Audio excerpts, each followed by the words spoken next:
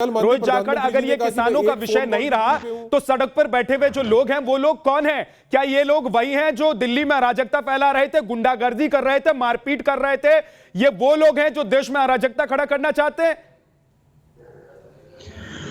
मेरे प्रिय मित्र, जैसा मान साहब कह रहे हैं ये बिल्कुल इसके उलट है।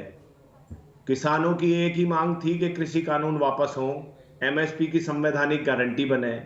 एमएसपी पर सरकार ने पिछले 11 दौर की वार्ता में एक बार भी चर्चा नहीं करी। 11वें दौर की वार्ता में उन्होंने कहा कि चलो एमएसपी को हम लिख के दे सकते हैं। देखिए, बिना एमएसपी की गारंटी के कृषि कानून वापस होना, ये भी मतलब इसका भी कोई फायदा किसान को नहीं होगा।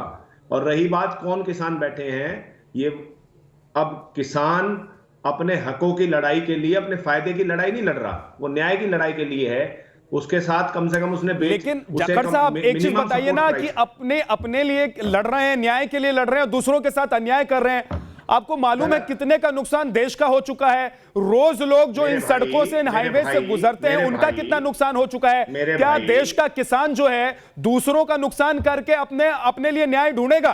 क्या ये बताइए मुझे। किसान का 20 लाख करोड़ का लगभग पिछले वर्षों में नुकसान हो चुका है। क्या इस पे कभी डिबेट हुई है?